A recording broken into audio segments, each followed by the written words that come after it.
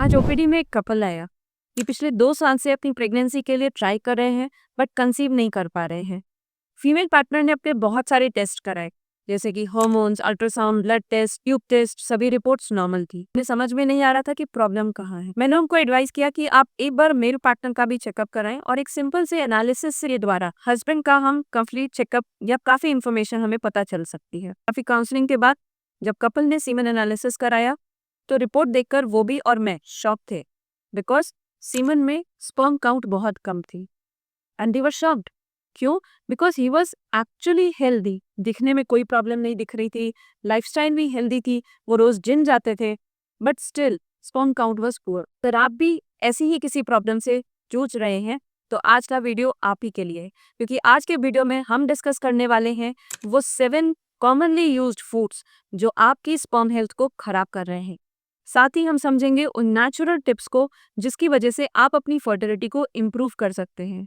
और वीडियो के एंड में मैं आपको बताने वाली हूँ एक क्लियर साइंस बैक्ड तरीका जिससे आप नेचुरली अपनी फर्टिलिटी को इम्प्रूव कर सकते हैं। नमस्कार, मेरा नाम है doctor Shikha Tandon, OBGYN and infertility expert for last 11 years.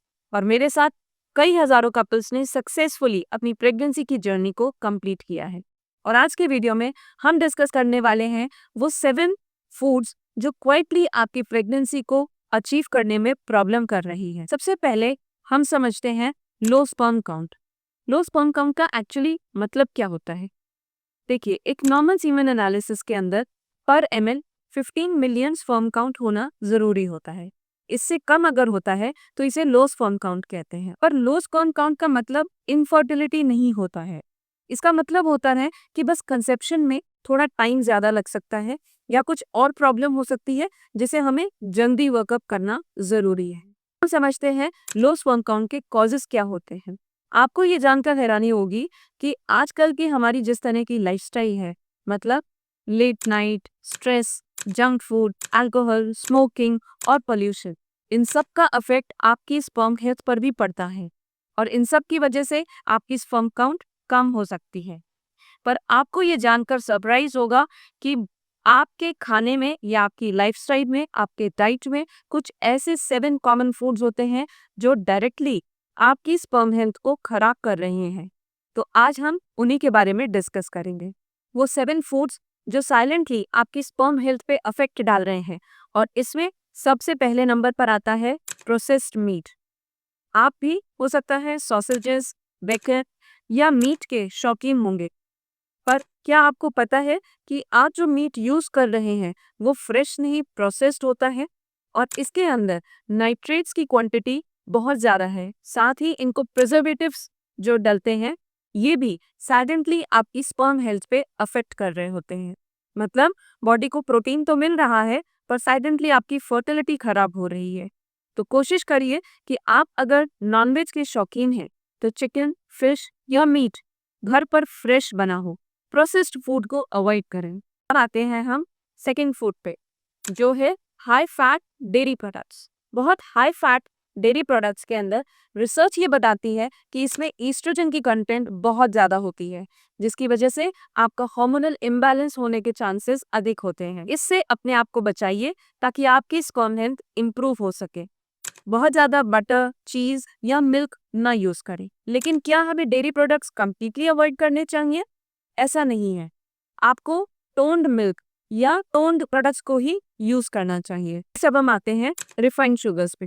Refined sugars आपके इंसुलिन रेजिस्टेंस को इंक्रीज करते हैं और इसकी वजह से आपका हार्मोनल इम्बैलेंस बढ़ने के चांसेस अधिक होते हैं। तो बहुत ज़्यादा स्वीट शुगरी ड्रिंक्स को अवॉइड करें और हेल्दी डाइट और हेल्दी ड्रिंक्स को चूज करें।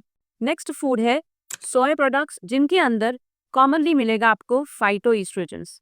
फाइटोइस्ट्रोजेंस बेसिकली एक तरह का ईस्ट्रोजन हार्मोन है जो कि एक फीमेल हार्मोन होता है। अगर हम डेली सोया प्रोडक्ट्स को यूज करेंगे जैसे कि सोया मिल्क वगैरह, तो इसकी वजह से आपको नो डाउट प्रोटीन इंटेक तो बढ़ जाएगा बट ईस्ट्रोजन इंटेक भी साथ में बढ़ेगा, जिसकी वजह से आपके हार्मोनल इम्बैलेंस होने के चांसेस बढ़ जाते हैं और ये डायरेक्टली आपकी स्पर्म हेल्थ पर अफेक्ट करता है। तो डेली सोया प्रोडक्ट्स को यूज करना अवॉइड करें। आगे बढ़ते हैं हम अगले फूड पर, जो है अल्कोहल और कैफीन। अल्कोहल और कैफीन का इंटेक अगर आपकी बॉडी में ज़्यादा होता है तो ये डेफिनेटली आपकी स्पर्म हेल्थ को इम्पैक्ट करता है। बहुत एक्सेसिव अल्कोहल इंटेक या बिंज ड्रिंकिंग की वजह से आपके लिवर पर लोड बढ़ता है, आपके टेस्टोस्टेरोन हार्मोन के प्रोडक्शन पे भी इफेक्ट पड़ता है, और ना सिर्फ आपकी काउंट और मॉर्फोलॉजी बट साथ ही आपका डीएनए फ्रैगमेंटेशन इंडेक्स भी बढ़ जाता है, जो आपकी फर्टिलिटी को रिड्यूस करता है। तो अगर आप प्रेगनेंसी प्लान करना चाह रहे हैं तो डेफिनेटली अल्कोहल और कैफीन से दूर रहें। और अब हम आते हैं मोस्ट हिडन कल्प्रिट पे, जो है प्लास्टिक कंटेनर्स। आपके किचन में यूज होने वाला हर प्लास्टिक कंटेनर बीपीए रिलीज करता है, जो कि एक हार्मफुल केमिकल है जो साइलेंटली आपके स्पर्म मॉर्फोलॉजी पे अफेक्ट कर रहा है और आपकी फर्टिलिटी को रिड्यूस कर रहा है।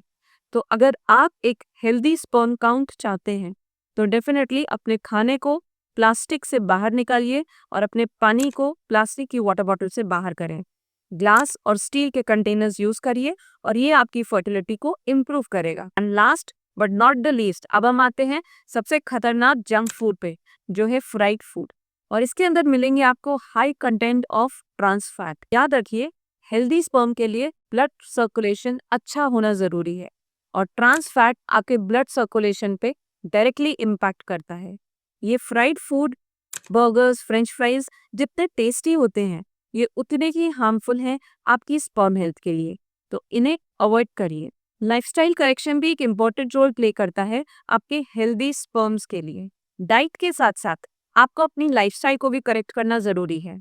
मतलब लेट नाइट पार्टीज को अवॉइड करिए, स्मोकिंग और अल्कोहल को अवॉइड करिए, टाइट क्लोथिंग नहीं होनी चाहिए, बहुत हाई टेम्परेचर्स में रहना अवॉइड करेंगे। ये सारे फैक्टर्स प्लस थोड़ी सी एक्सरसाइज, ये आपको हेल्प करेगा फर्टिलिटी को नेचुरली इम्प्रूव करने में। हम समझते हैं उन हेल्दी फूड्स के बारे में जो डेफिनेटली आपकी फर्टिलिटी को नेचुरली इम्प्रूव कर सकते हैं। नंबर 1, जिंक रिच फूड्स जैसे कि पंपकिन सीड्स। ये आपको नट्स के साथ, एग्स के साथ लेने चाहिए ताकि इसमें जिंक की कंटेंट ज्यादा होती है। Number 2, vitamin C and E rich foods, जो कि हैं सिट्रस फ्रूट्स और आलमंड्स। इसकी वजह से आपकी स्पर्म की मेम्ब्रेन्स अच्छी बनती हैं और ये डेफिनेटली आपकी फर्टिलिटी को इम्प्रूव करेगी। नंबर 3, ओमेगा रिच फूड्स, जो कि हैं फ्लैक्स सीड्स। ये डेफिनेटली आपकी स्पर्म मॉर्फोलॉजी को इम्प्रूव करने के लिए बहुत इंपॉर्टेंट रोल प्ले करती है। फिश भी एक ओमेगा 3 फूड का बहुत रिच सोर्स है। हाइड्रेशन का भी आपको ध्यान रखना जरूरी है। मिनिमम 2 से 3 लीटर पानी आपको डेली पीना है। साथ ही साथ अपनी स्लीप और एक्सरसाइज शेड्यूल का भी ध्यान रखें।